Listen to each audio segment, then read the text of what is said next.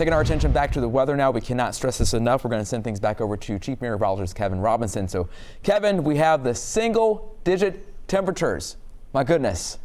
Yes, it is going to be painfully cold tomorrow. And you know what? You have to be a diehard Bengals fan to ride tomorrow's game out outside because it is going to be awfully cold. Just make sure you remember, dress in layers. That's the best way. I probably don't have to remind you now. I mean, this is Cincinnati, right? We're used to cold weather, but you lose most of your heat through your head, so you certainly want to make sure that is covered as well. So here we are, live look downtown tonight. What to expect? Well, one thing I can tell you to expect is this right here. Plenty of wind as we go through the night and into the day on Sunday. So that's going to usher in those below zero wind chills for us as we head into the overnight hours and then basically through the day on Monday, it looks like right now. And mentioning dropping, we're going to be below freezing through Tuesday. So that means the snow that's on the ground now is not going anywhere anytime soon. So it's certainly nice to see road crews out there very active tonight, trying to get roads as clear as possible before those temperatures really drop. Otherwise, you wind up with a sheet of ice for a couple of days there.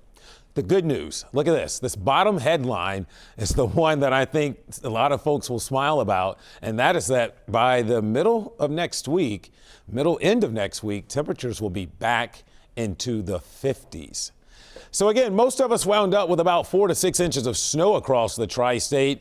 A couple of communities pushing 8. Hillsboro coming in at 7.8. Owensville about 6.5. Mason 6. Springboro 6. Deerfield Township 6. Basically, if you were north of the river, you wound up with 5 to 6 inches of snow. You can see Colerain coming in at 6. Covedale 5.2. You got south of the river, just as we thought, there would be a significant and sharp cutoff. I mean, Florence still managed to get almost close to 5 inches, but if you went just a couple of miles south, you head south of Walton, things dried up really fast as you moved your way just outside of the immediate metro.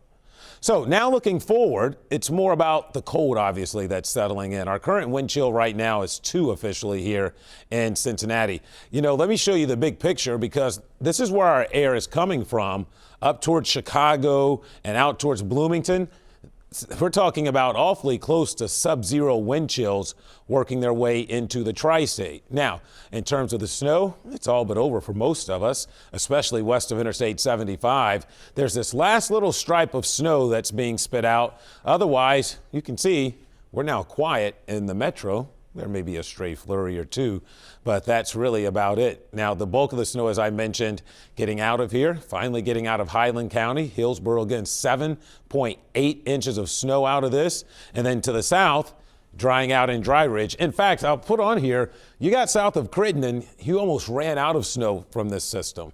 So there was a considerable difference depending upon where you were here in the tri-state. So right now, 16 degrees with a northwest wind at 13. It feels like 2 outside right now. So we don't have far to go with those wind chills below zero. So as we work our way through the night tonight, you can see we fall down through the single digits. Again, we'll be hovering, just a couple of degrees above zero by sunup. Here's Futurecast. I'll show you the last of the snow. It'll be out of here in about an hour to the southeast of Cincinnati.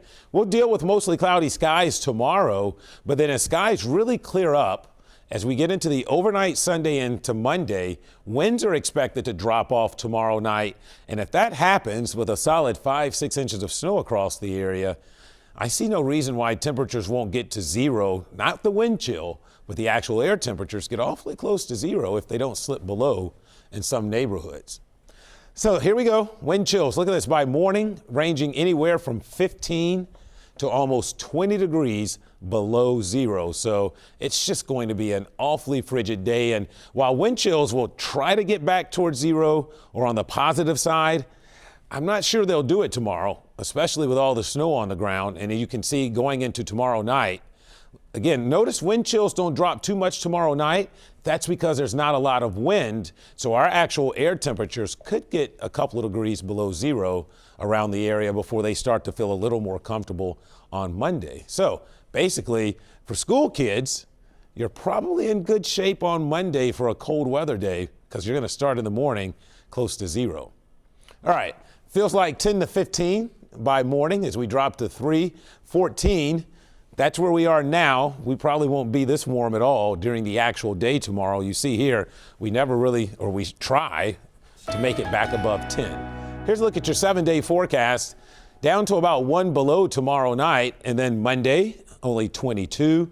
Then by the time we get to Tuesday, we'll start to do some melting.